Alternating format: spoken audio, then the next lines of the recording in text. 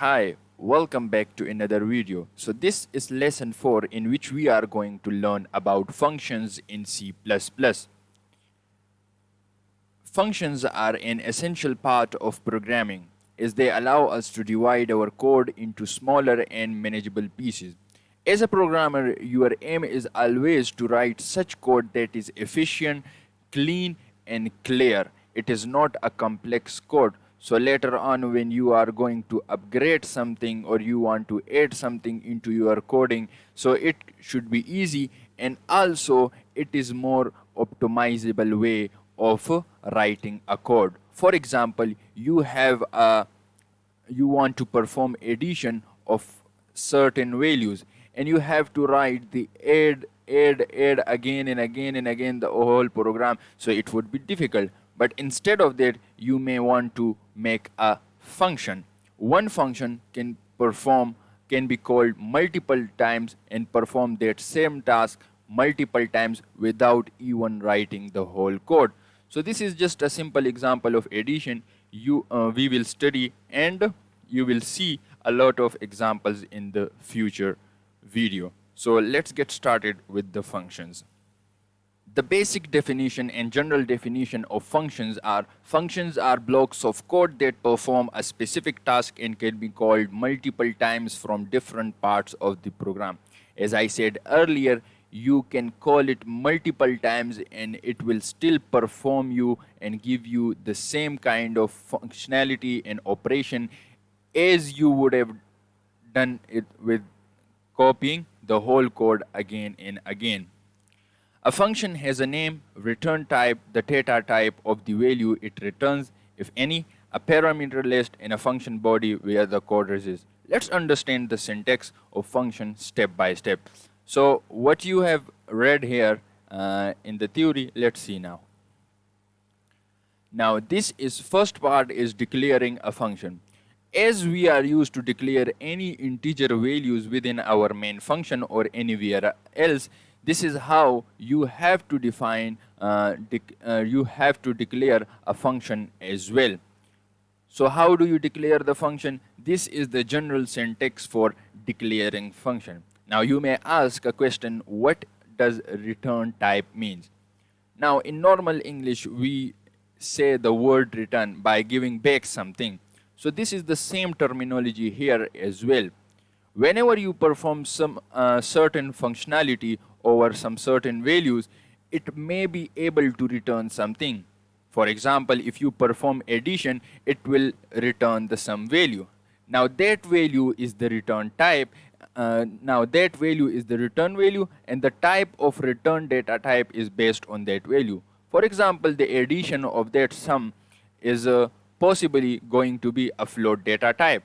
So you will mention before the function name that it has got the return data type of float.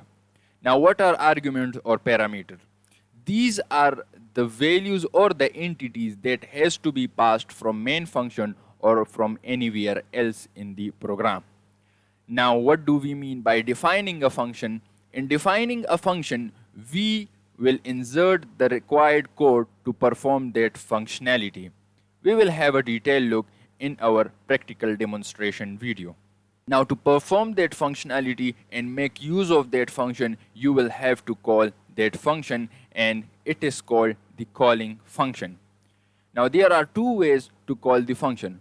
One, the function has a return type, any integer, character, or float data type, so you will have to store that result in variable because you may want to use that return value in a certain operation. But if your function is not returning any kind of value, you will have to use the void keyword in the function, and you do not have to use any variable to store any kind of data because you are receiving nothing. Instead, you are just calling the function and performing the operations.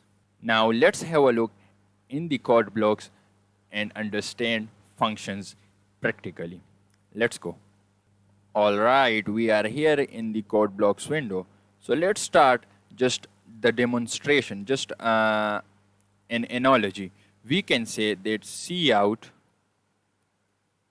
multiple lines of code You see, it is just a supposition. So let's say I have 50 lines of code and that perform a certain functionality in my code. So let's say this multiple lines of code demonstrate that functionality. Okay, so it's good.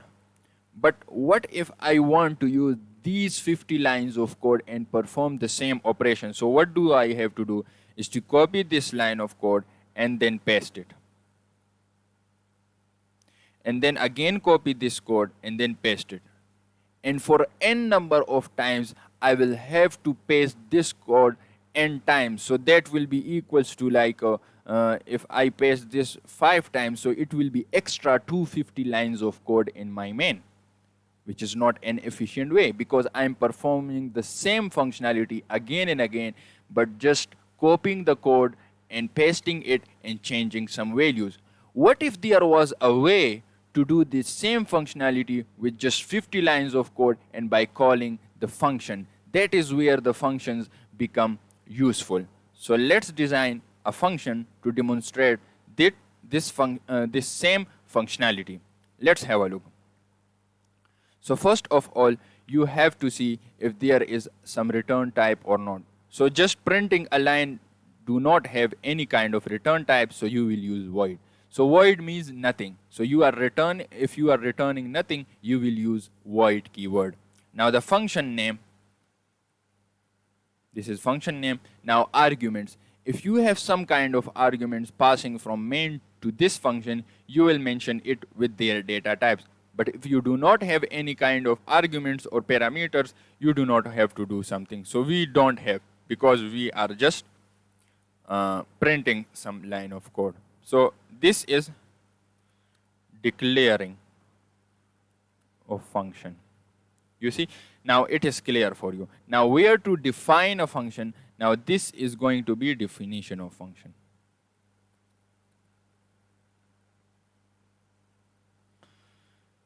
Let's see. So the same, everything will remain the same, but we will just define it here. So defining is this. So see out 50 lines of code. Okay, so this is our function. And now calling the function within main. So if you do not have any kind of return type, you will just mention name. So function name, and this is it. All right, you can see 50 lines of code. Now what I have to do is to just call this name again and again, and it will perform the same functionality. So 50 lines of code, and this will remain. So you have saw it.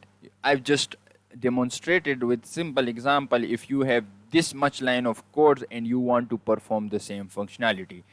Now I will tell you that there is some simple way of defining and declaring a function. What is that approach? That is, before main function, you can define and declare the function as well, but you have to remove this semicolon sign. Now if I do cout multiple lines of code, so this will mean the same. Okay, so it is everything fine. And one more thing, as you have observed, last time I had a text of 50 lines of code. Now I have a text of multiple lines of code. So one change, I do not have to do the change in each and every line of code. So I just changed the function. Everything was changed in main function. So this is the basic reason that why we use functions, that it is a piece of code and can be used multiple times in our program. So now let's start exploring the functions in much more detail.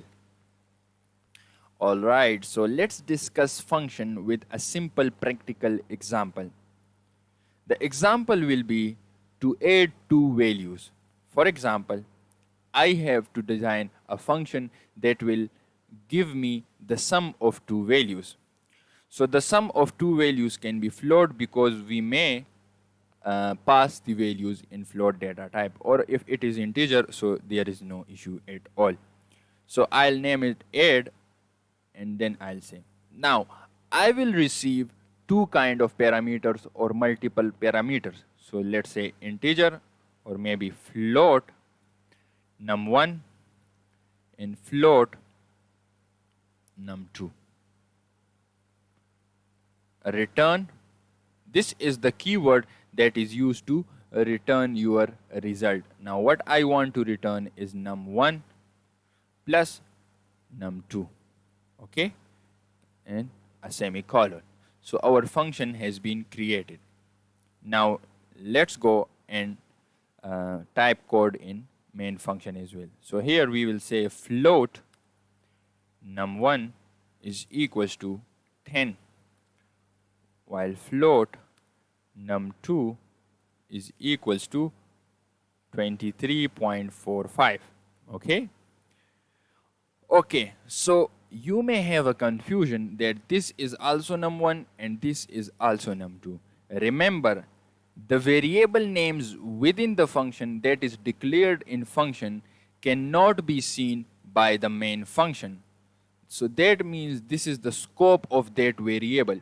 So we have different kind of variables. We have some global variables and we have some local variable. So these num1 and num2 are local for these functions. They are not global. So if you declare num1 here as 29 and you print it into main function, so the main function will check whether num1 exists in main or not.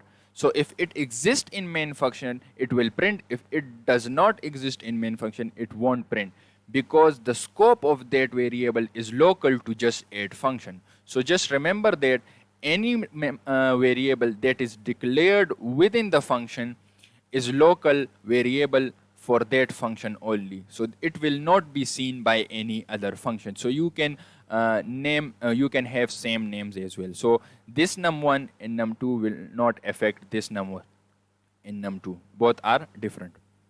Now, calling a function.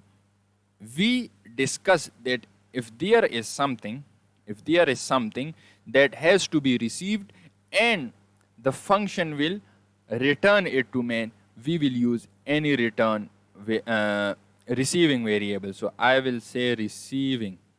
Okay. Now receiving is equals to add. Now I will pass two values. Which one? Num1 and num2.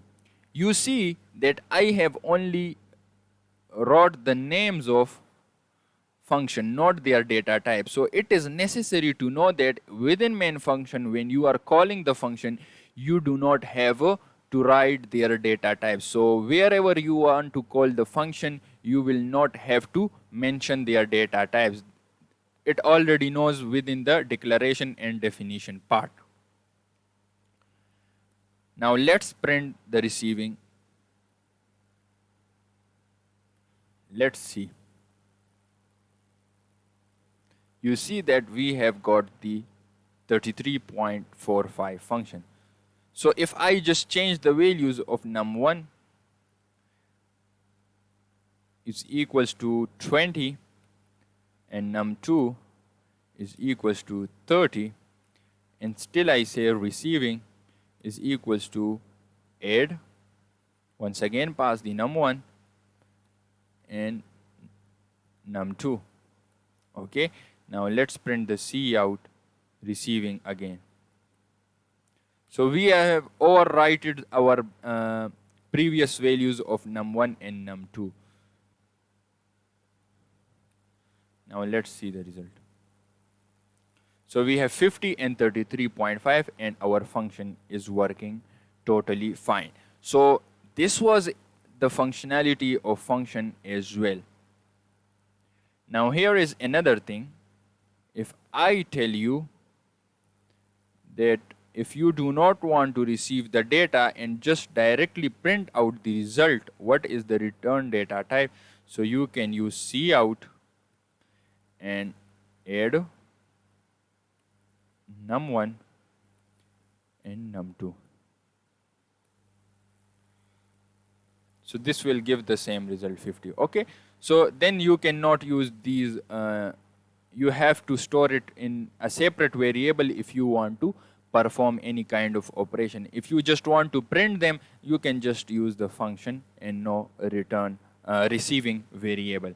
So this was the demonstration of basics of function. I will just repeat them line by line.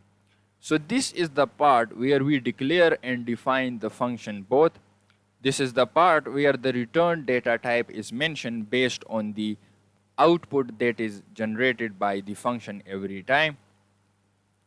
These data types shows the receiving data from the main function or anywhere else. Okay, so this means that the function is getting the value of float and float. Okay, now return is the keyword that is used to return a specific result that you have calculated within the function.